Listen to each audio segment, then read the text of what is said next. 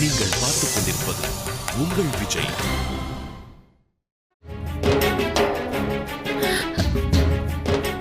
எனில் எனது 5 புதல்வர்களும் கோவிந்தா அவர்களும் இந்த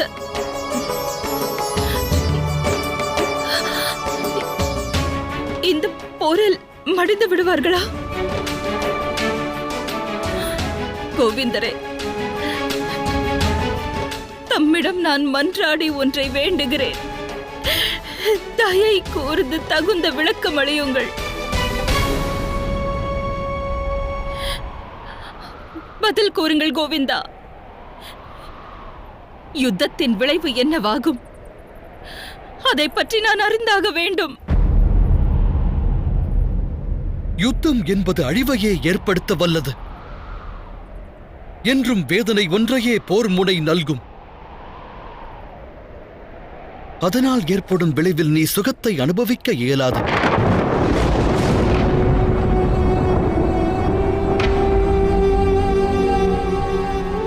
ஆம், உன்னுடைய 5 கணவர்களைத் தவிர சக்கரவர்த்தி சந்தனுவின் குல விளக்குகள் அனைத்தும் அணைய உள்ளது. இந்த யுத்தம் வம்சத்தையே வேரோடு சாய்க்கவிருக்கிறது.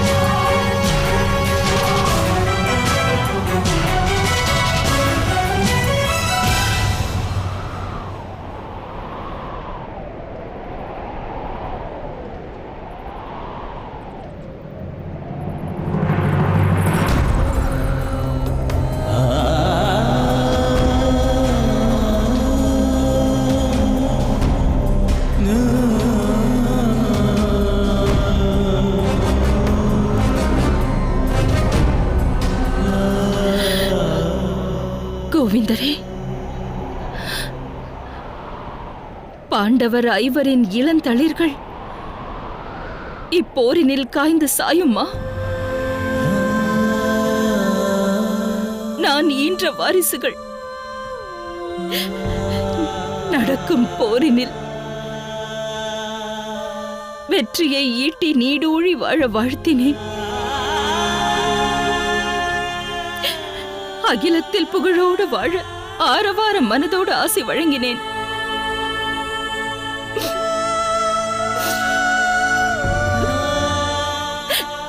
அவர்கள் மண்ணில் சாய்வார்களா?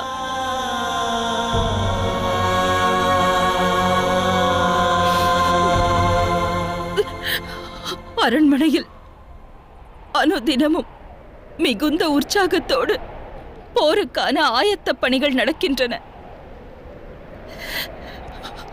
அவை அனைத்தும் என்னுடைய குல விளக்குகள் மடிந்து போவதற்கான ஆயத்த பணிகளா?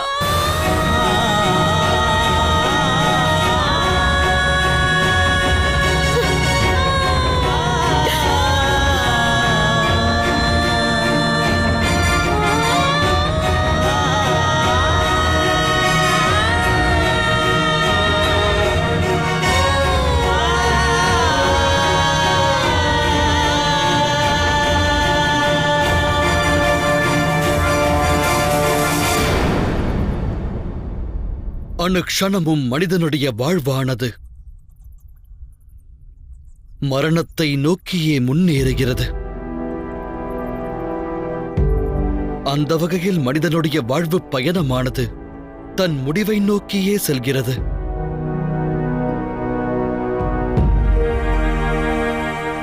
வசந்த காலத்தில் துளிர்க்கும் விருட்சத்தின் இலை ஒரு நாள் சருகாகி நிலத்தில் வீழத்தான் செய்யும்.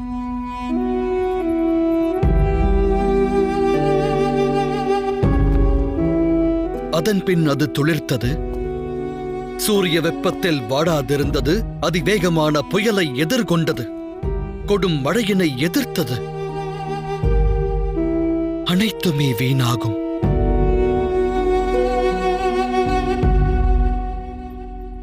இடியானது ஒரு விருட்சத்தின் மீது விழுமானால் அந்த விருட்சத்தின் இலைகள் அனைத்தும் மிகுந்த சிரத்தையோடு அந்த விருட்சத்திலேயே நிலைத்திருக்க முயற்சியை மேற்கொள்ளும். ஆனால் காலம் மாறும் வேளையில் சருகாகி நிலத்தில் வீழும். சிருஷ்டியும் ஒரு மகா விருட்சமே திரௌபதி. அகிலத்தில் வாழும் அனைத்து ஜீவராசிகளும் அந்த விருட்சத்தின் உலர்ந்த சருகாகி விழுகின்ற இலைகளே. வீழ்வதென்பது உறுதி. ஆனால் விருட்சத்தில் நிலைத்திருக்கும் காலம் வரையில் சுகம் துக்கம் இரண்டையும் அனுபவிக்க வேண்டியது அவசியமாகின்றது.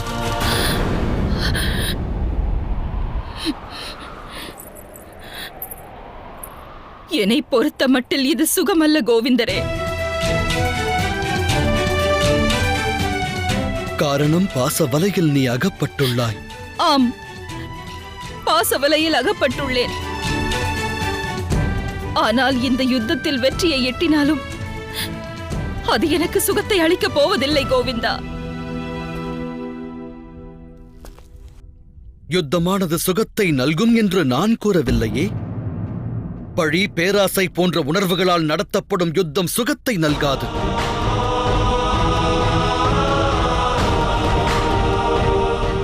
இந்த யுத்தமானது இந்த உலகத்தின் சுகத்திற்காகவே நிகழவுள்ளது. அதர்மத்தை வேறறுத்து அகிலத்தில் தர்மத்தை நிலைநாட்டுவதற்காகவே நிகழவுள்ள யுத்தம் இது.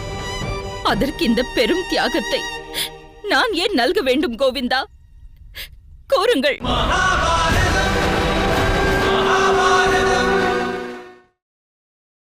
நீங்கள் பார்த்துக் கொண்டிருப்பது உங்கள் விஜய். அதர்மத்தை வேறறுத்து அகிலத்தில் தர்மத்தை நிலைநாட்டுவதற்காகவே நிகழவுள்ள யுத்தம் இது. அதற்கு இந்த பெரும் தியாகத்தை நான் ஏன் நல்க வேண்டும் கோவிந்தா? கூறுங்கள். கேள் திரௌபதி. இறைவனால் வகுக்கப்பட்ட நீதி, நியாயம், தர்மத்தை மனிதகுலம் ஒவ்வொரு காலகட்டத்திலும் மீறுவதற்கு முயற்சி மேற்கொள்ளும். வகுக்கப்பட்ட நியதிகளை அவர்கள் மீறுவதற்கு பிரயத்தனிப்பர். ஆனால் தர்மத்தை நிலைநாட்ட வேண்டியதும் அவசியம். இல்லையெனில் நீதி, நியாயம், தர்மம் மூன்றும் அடியோடு அழிந்துவிடும். தர்மத்தை மீண்டும் நிலைநாட்டும் சக்தியினை இறைவன் ஒரு சிலருக்கே வழங்குகின்றான். அந்த சக்தியினை பெற்ற மானிடர்கள் தம்முடைய அனைத்தையும் தியாகம் செய்த பிறகே இறைவன் வேண்டும் தர்மத்தை நிலைநாட்டுகிறார்கள். அதற்கு உதாரணம் ஸ்ரீராமச்சந்திரமூர்த்தி, கோடாலி என்னும் பரசுராமர்,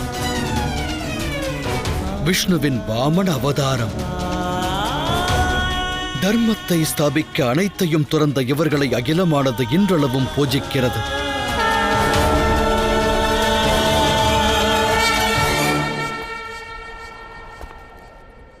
ஒன்றை நினைவில் கொள் திரௌபதி. தர்மத்தை நிலைநாட்ட வேதனையை அனுபவிப்பது கடமையாகாது. அது இறைவனது முடிவாகும், சங்கல்பமாகும். உன்னை பொறுத்தவரை யுத்தம் என்றும் கடமையாகாது. அகிலத்தில் நன்மையை உருவாக்க நீ செய்த சங்கல்பம் அது. நீ விரும்பினால் இந்த சங்கல்பத்திலிருந்து விலகலாம். வேண்டுமென்றால் நீ உன் புதல்வர்கள், கணவன், சொந்தங்கள் அனைத்து சுகங்களையும் பெற இயலும். எனினும் கோடிக்கணக்கான ஜீவன்களில் நீயும் ஒருவளாகி இவ்வுலகில் காணாமல் போவாய். உனது இப்புவி வாழ்வே வீணாகிவிடும்.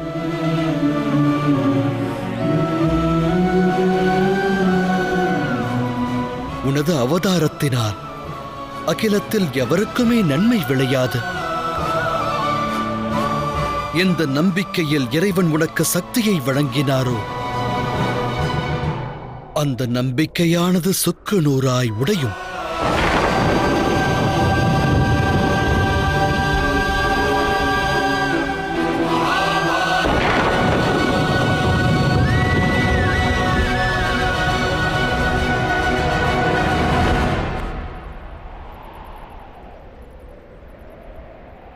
தீர்மானிக்க வேண்டியது இனி நீதான் சகி.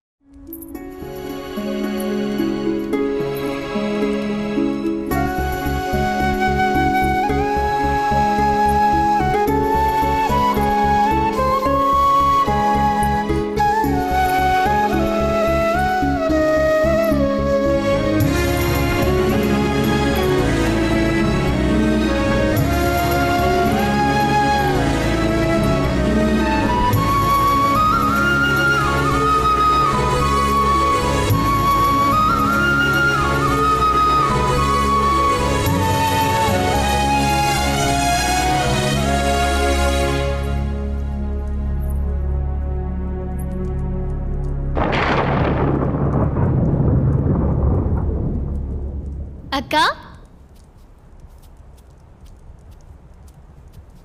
வாருங்கள். அக்கா, மங்கள தேங்காயோடு சூடாமணியை உத்தரைக்கு பரிசளிக்க வேண்டும். வாருங்கள் அக்கா, வாருங்கள்.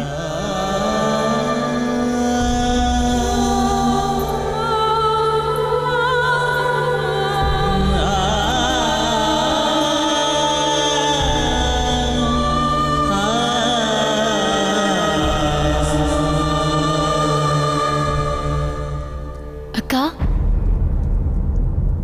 ஆசீர்வதியுங்கள்.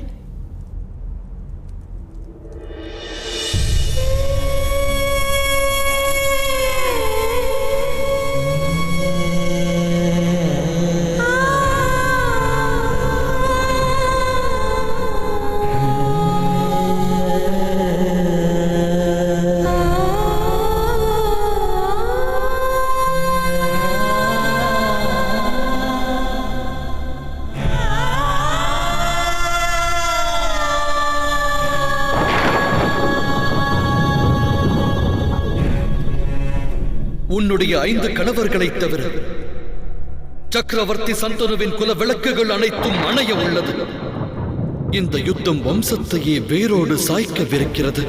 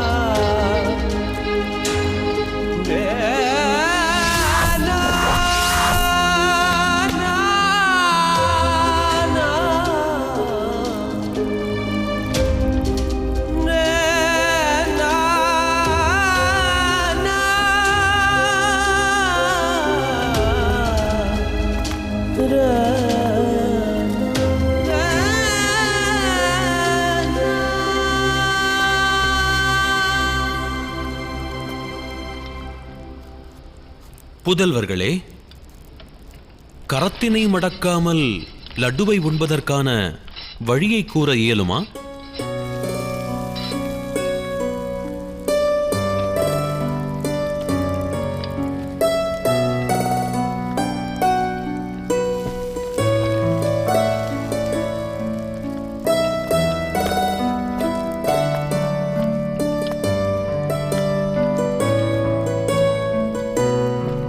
இக்காட்சி சிறு பிராயத்தை நினைவு கூறுகிறது. உண்மைதான் பீமன் அண்ணா. சிறிது காலம் பிறகு இவர்கள் தமது சிறு பிராயத்தை தம் புதல்வர்களிடம் காண்பர். அன்று நாம் அனைவரும் வயோதிகர்கள் ஆகிவிடுவோம்.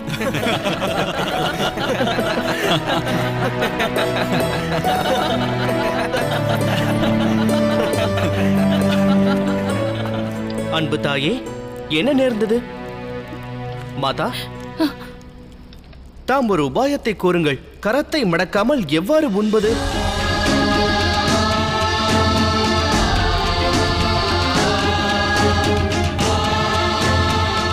பதில் கூறுங்கள் மாதா.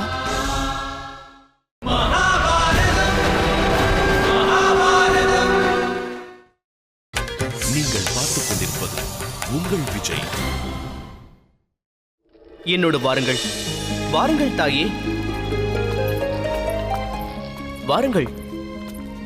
இங்கு அமருங்கள்.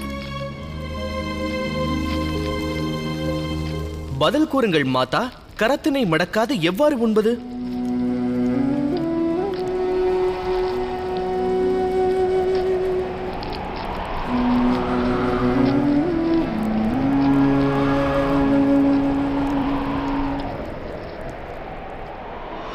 விளையாடும் விளையாட்டில் சதிவலையில் விழுந்தனரே, தர்மம் இங்கு பலியாகுமோ?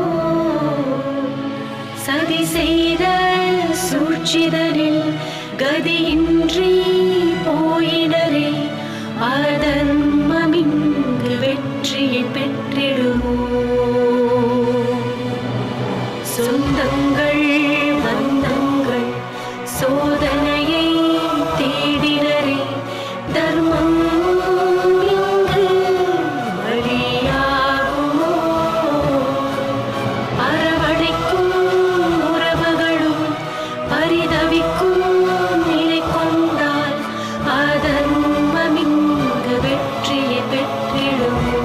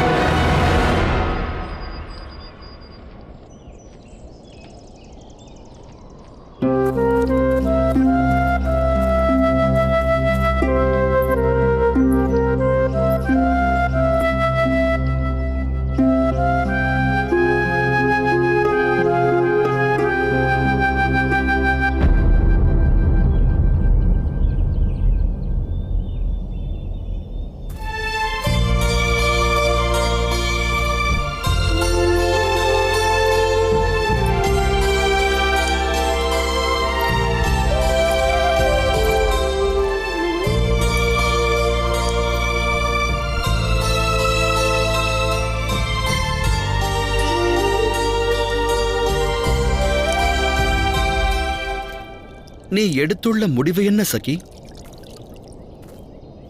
கோவிந்தா, விருட்சம் வளர விதையை விதைப்பவன்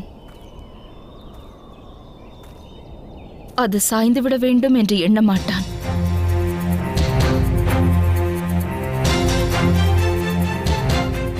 என்னுடைய புதல்வர்களின் மரணத்தை எவ்வாறு நான் சகித்துக் கொள்வேன்?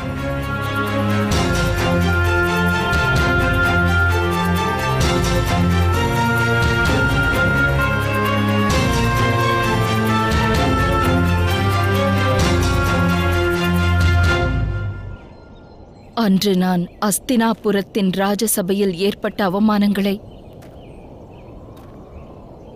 சகித்துக் கொண்டேன். ஆனால் இன்று தாயான என்னால் புதல்வர்களின் மரணத்தை சகிக்க இயலாது கோவிந்தரே.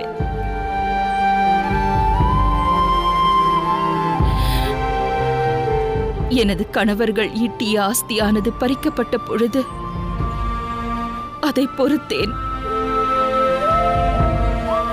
ஆனால் இன்று என் தவ புதல்வர்கள் மடியவிருப்பதை என்னால் எவ்வாறு பொறுத்துக் கொள்ள இயலும்?